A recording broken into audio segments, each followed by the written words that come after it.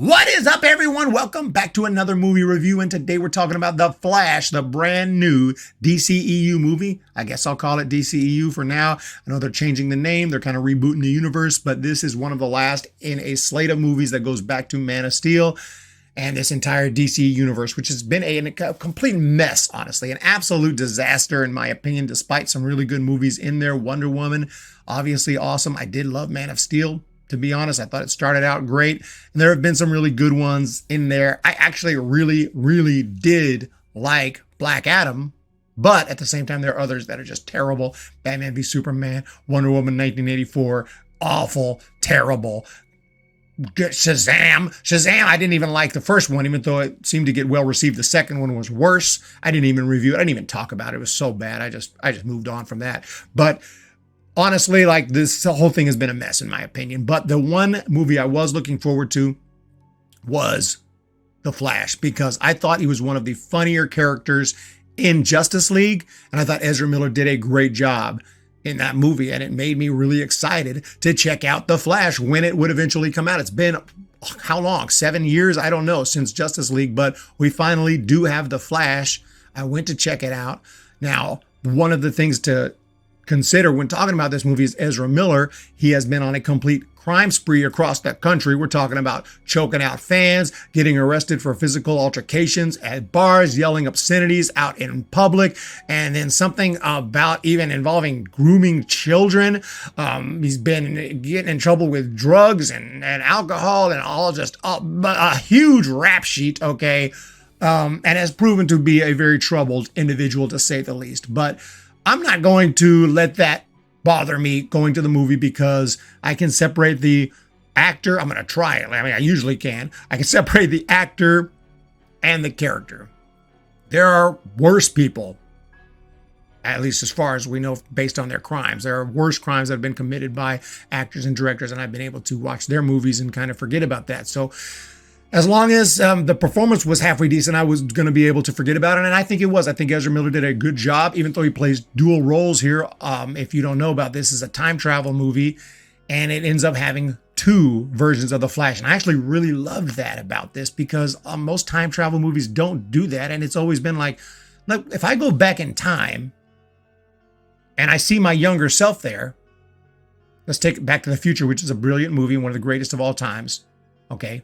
Just want to point that out before I sound like I'm not criticizing the movie. I'm just saying, in Back to the Future, Marty McFly goes back to the past, and then he jumps back to the future. Now, he went back before he was born to 1955, but when he came back, obviously everyone knew who he was.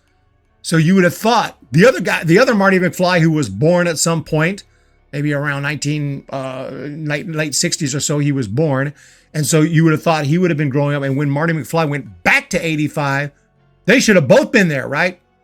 But no, that's not how it works. Somehow he replaced the other Marty McFly as soon as he came into 1985. Okay. But in this movie, the Flash goes back in time, tries to fix something, comes back to the future, and then all of a sudden, he thinks everything's good. He thinks it's freaking Marty McFly 1985. He thinks he's good.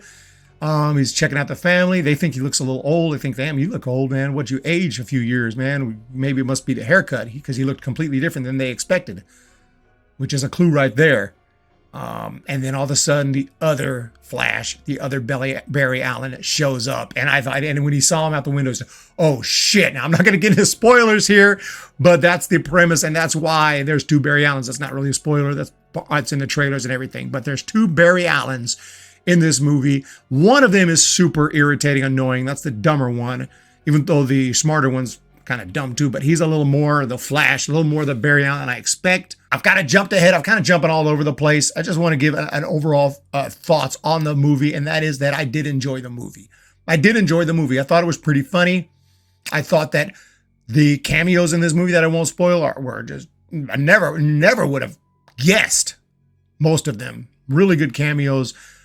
Obviously, some of the other DCU characters show up. They're okay. You know, some of them are okay. Some of them are really good, but a lot of cameos, and that's cool. The story I thought was pretty cool. I thought the story was heartfelt, and it had a good purpose, and I thought it came to a really cool third act and a really crazy third act. When you have time travel, stuff gets nuts, and they really pulled that off. It just went out of control.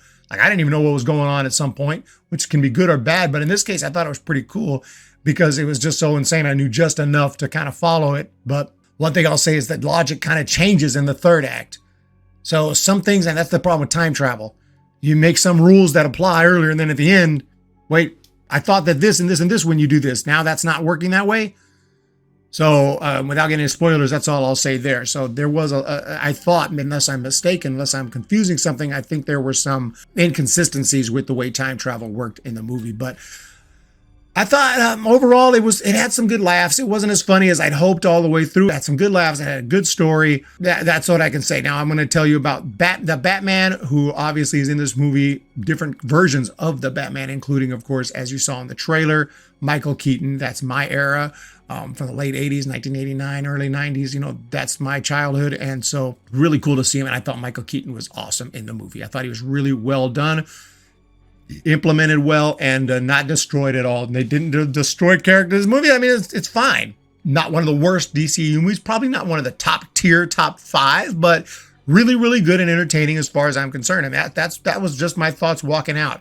But as far as negatives, go, other than what I've already talked about, the CGI is getting heavily criticized.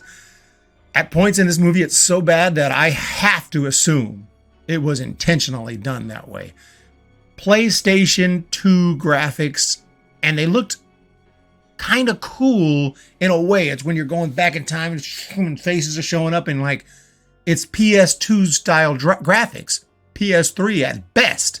But I think more PS2, like straight up video game versions of these characters. Like there's no way that was not intentional, right?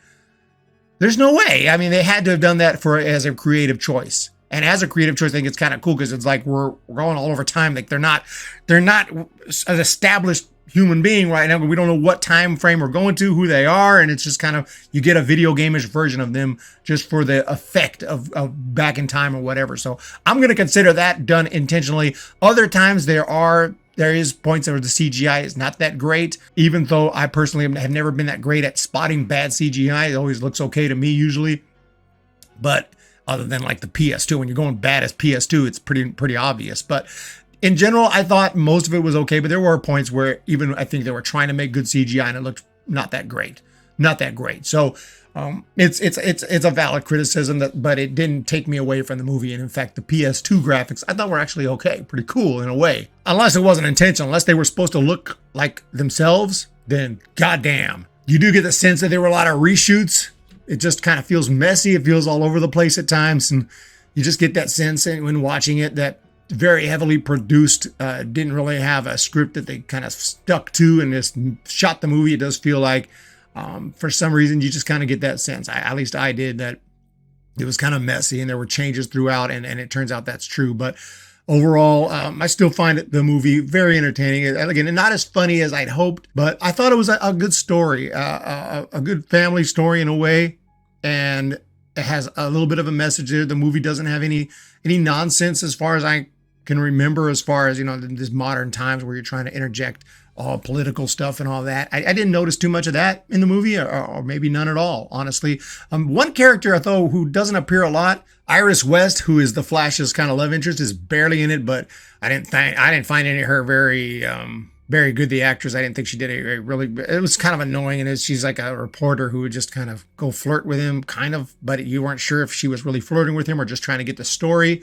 and even he seemed a little suspicious. To me, she just seemed like a sleazy reporter trying to get a story, and she really didn't have any interest in him, even when she would say, I just want to talk as friends, and you're like, yeah, right, okay, it's a freaking reporter. And the movie didn't give time to develop her to change my mind on that. She just shows up a couple times. She's barely in it, so shows up towards the end, and at that point, it's like, her? I forgot about her. It didn't mean anything. It should have just not even had her in the movie, or just had a cameo spot where she's a reporter at the beginning. But when you see her again, it's not really a spoiler because she's not integral to the plot or anything like that. So sorry if that's a spoiler, but if you're a big fan of hers and couldn't wait to see Iris West and how she's barely in it, so don't even bother. But other than that, I mean, look, I found the movie to be pretty entertaining, pretty fun. No major problems, a little bit annoying at times, and that's really it. I mean, is it the most memorable movie ever? Not at all. It's somewhere in the middle. entertaining, fun, kind of annoying at times, and probably relatively forgettable, but not the most forgettable of all time. So something like that. I mean, that's all I can say about it. I mean, it was all right. It was all right. Okay. I didn't think he was as funny as he was in Justice League, but it was all right. I would say overall this movie is good, not great. That's my take on it. Some people think it's absolutely horrible, terrible, piece of shit movie. Let me know in the comments what you think. I'm sure some people think it's the most awesome thing ever. But let me know what you guys think of The Flash. I thought it was okay. It was better than I expected. I had low expectations. I had really low expectations. So, despite Barry Allen being hopefully he's getting the help that he needs and changing. But as of now, from what I've seen, a pretty terrible person. I hope that that's not the case, but that's what it seems like. Despite that, does a great job as the Flash, in my opinion. So let me know what you guys think, and we'll talk to you next time.